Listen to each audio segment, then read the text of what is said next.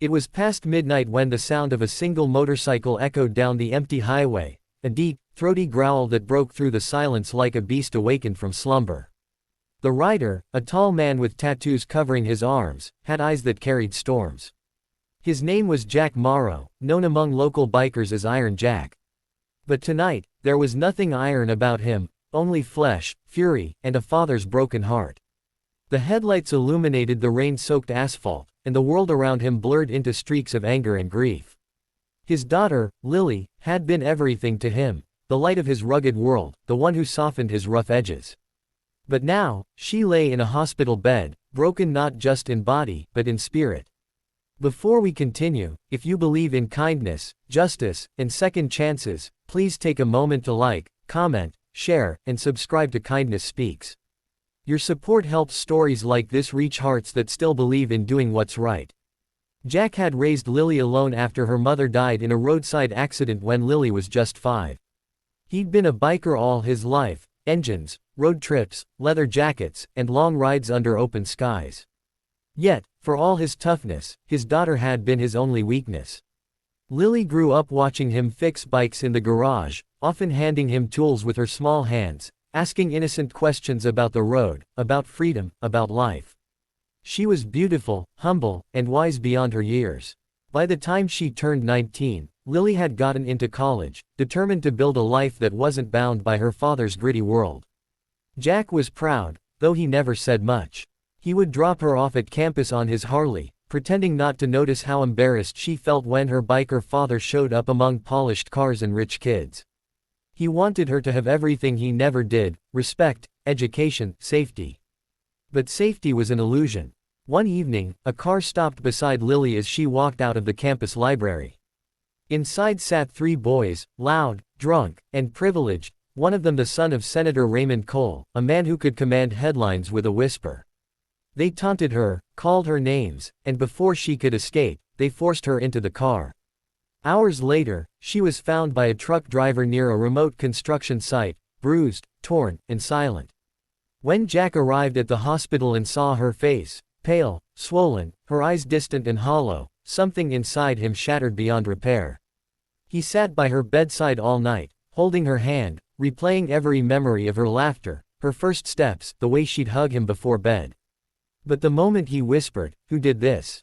her tears rolled silently down her cheeks.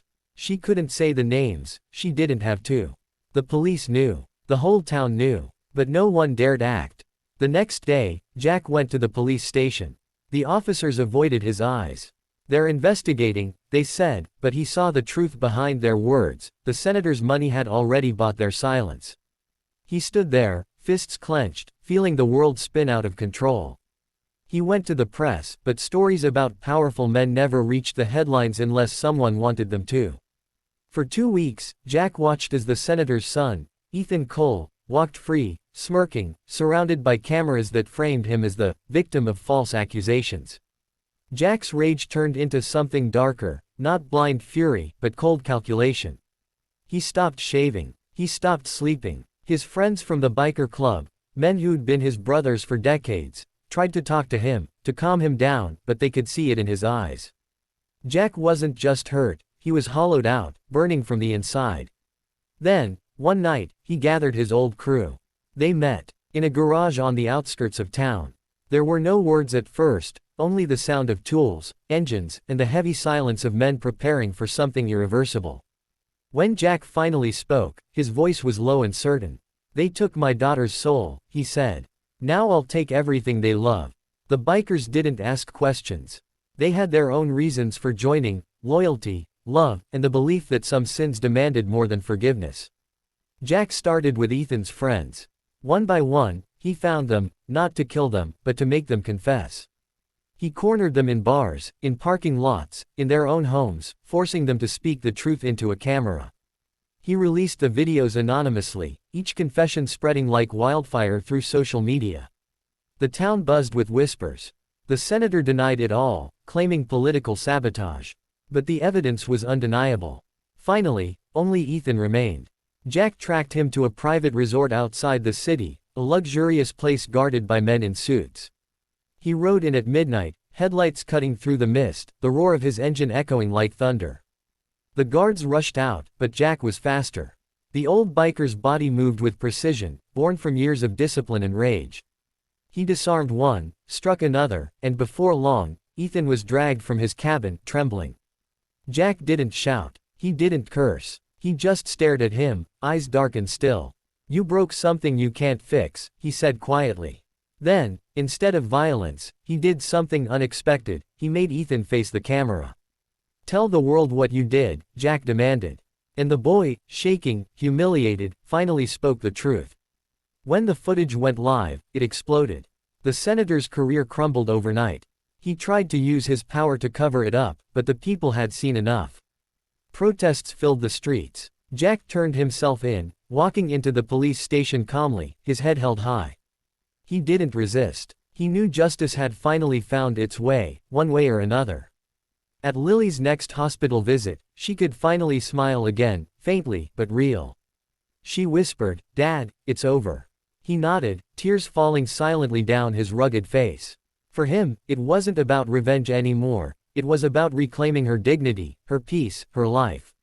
Months later, when Jack was released on bail, the town didn't treat him like a criminal. They treated him like a father who'd done what the system refused to do.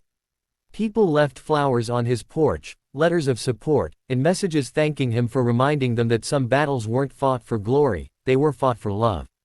The senator resigned. Ethan was sentenced after his full confession. And Lily, with her father's hand in hers, found the courage to speak publicly, not as a victim, but as a survivor.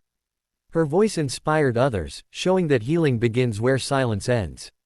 By the time Jack got back on his motorcycle, the world felt quieter. He rode out at sunrise, his daughter's laughter echoing faintly in his memory, the wind washing away years of pain. Maybe he hadn't done everything right, but he had done what his heart demanded. And sometimes, that's the only justice that matters. If this story touched your heart, if you believe no father should ever have to choose between justice and love, please like, share, and subscribe to Kindness Speaks. Leave a comment to let us know your thoughts, because your words might give someone out there the courage to keep fighting for what's right.